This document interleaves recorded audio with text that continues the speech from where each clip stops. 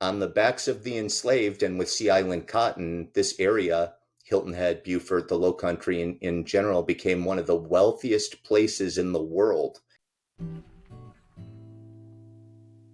And that is attributed to Sea Island cotton. And I thought, well, there's a mystery here.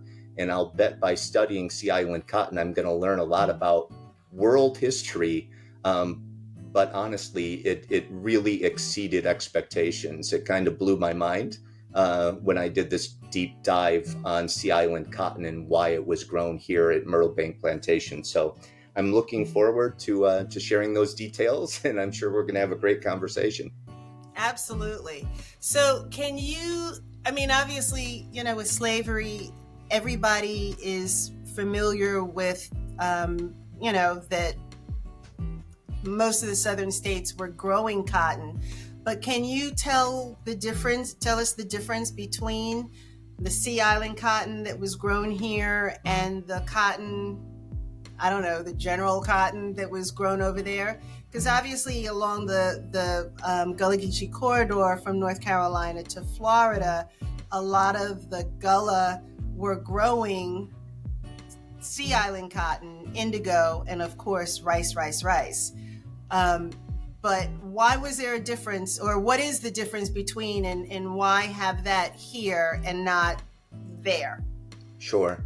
So I think the first major insight that came from my research is that for 30,000 years, linen dominated. And so if you everything from Egyptian mummies to if you look like the aristocrats in Europe and things like that, they prized Irish linen. The whiter, the better. It was kind of a mark of status because the plant that's used to make linen is called flax, and it's a really laborious process. And during the 1700s, there was some mechanization.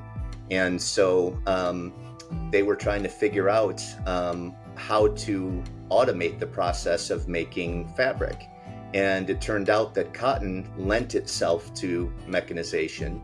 And the machines that were invented to do that, they didn't really work on flax. And so cotton had a lot of advantages going for it. It was soft and more supple. It didn't wrinkle the way that linen did, and it was easy to dye in different colors.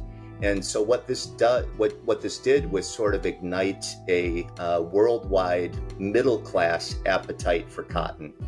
And so during the 1700s up to the American Revolution, it went from a very small portion of the British Empire's exports and things like that to like a pretty significant portion, cotton. And so that's why so much cotton was grown in the colonial South. And so when we think of like those, even now, like driving through Virginia, things like that, you see the fields and miles of cotton plants and cotton bolls, and look on the side of the road as you're driving by and things like that. And that was the gang labor system. That was that brutal form of chattel slavery that we're familiar with. All the field hands out there doing the work, the overseer, maintaining discipline and things like that. And as you mentioned, rice was also a major cash crop at that time. What's sort of interesting is rice needed to be grown further up the tidal creeks where the freshwater met the tidal estuaries and was more brackish, because that way, and this was African expertise that made this possible, these irrigation techniques where they could actually skim fresh water off the top of this brackish water, and they could flood the rice field, they could drain the rice field. And that was all African expertise that made the cultivation of rice possible. But on the Sea Islands, it was not really the optimal environment for growing rice.